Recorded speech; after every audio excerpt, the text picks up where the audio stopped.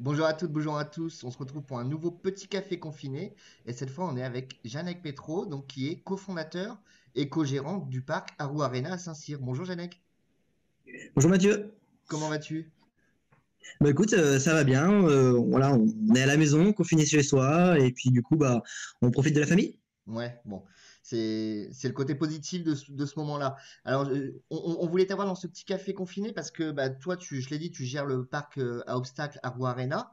Vous deviez lancer la troisième saison là, donc vous avez fait qu'un week-end, ça a ouvert le 7 mars, hein, si je dis pas de bêtises, et vous avez dû Tout le à fait. fermer bah, dans la foulée. Du coup, vous êtes un parc extérieur, donc là c'était la saison qui arrivait, donc le coup est dur, je suppose. Oui, oui, effectivement, c'est une grosse claque, surtout que quand on monte une entreprise, souvent on nous dit, bah, c'est les 3 années les plus dures. Et on arrive dans la troisième, donc troisième saison, plutôt positif parce qu'on avait plein de projets en cours, plein de réservations calées pour cette année. Et du coup, effectivement, bah, on prend une claque. Après, voilà, la situation fait que bah, c'est tout le monde pareil et on doit rebondir par rapport à ça. Donc, c'est aussi la compétence d'un gérant ou d'un entrepreneur, c'est bah, de dire, OK, on prévoit quelque chose. Malheureusement, ça se passe pas comme ça. Donc maintenant, il faut réussir à rebondir. Et moi, j'aime bien toujours prévoir des plans B, des plans C, des plans D. Donc, du coup, voilà, pendant 10 jours de confinement, en tout cas, on a tout préparé l'avenir.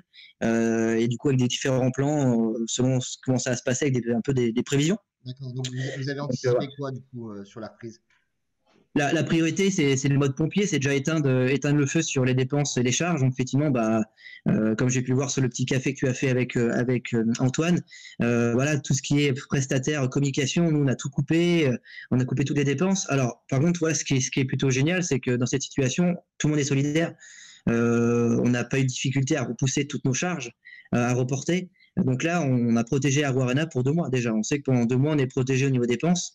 Maintenant, c'est voilà, c'est plan B, c'est après comment on va gérer. Comment on va réussir à démarrer? Parce que vous marchez beaucoup Oui, aussi c'est ça. avec des groupes, avec des CE, des entreprises comme ça, hein, c'est ça?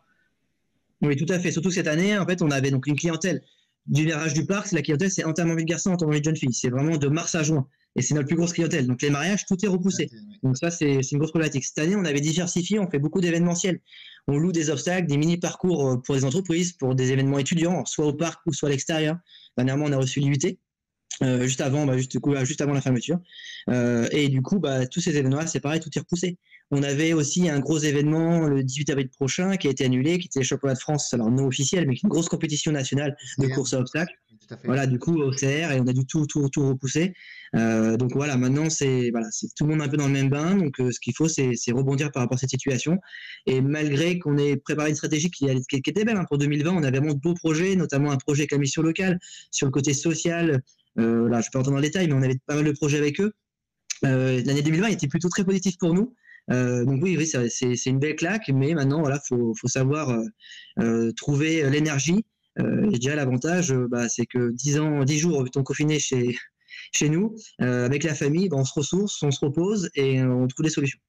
Pour le coup, toi qui fais du parcours obstacle, là, c'est un vrai obstacle. Enfin, t'es presque rodé, hein.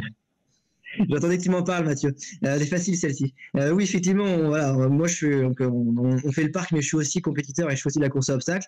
Et oui, celui-ci est un très bel obstacle. On parle seulement des plumes et d'énergie. Maintenant, voilà, il faut trouver la technique pour le franchir au mieux, avec consommer le moins d'énergie possible pour pouvoir mieux redémarrer après. Hmm.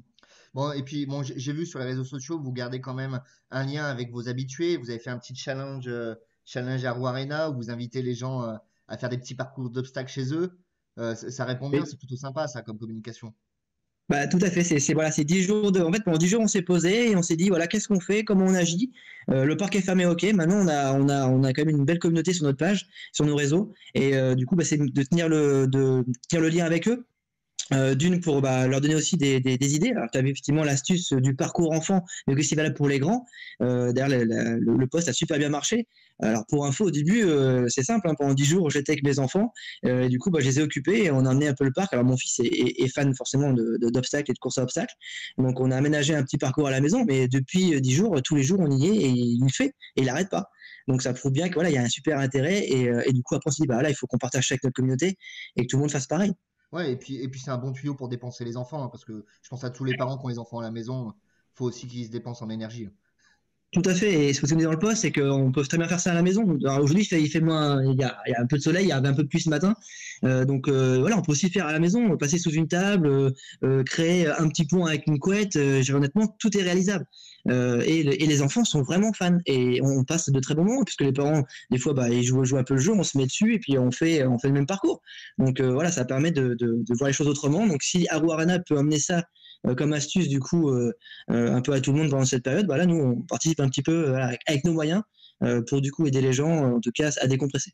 Eh ben écoute, je vais créer mon petit parcours chez moi et puis je t'enverrai la photo de mes enfants. Avec plaisir, j'ai trop hâte, j'ai trop hâte. Bon, eh ben, merci Janek, on te souhaite bon courage. On t'hésite pas à nous tenir au courant des avancées, des évolutions, des bonnes idées d'Arou Arena. Et puis on peut vous retrouver sur votre page Facebook notamment, voilà.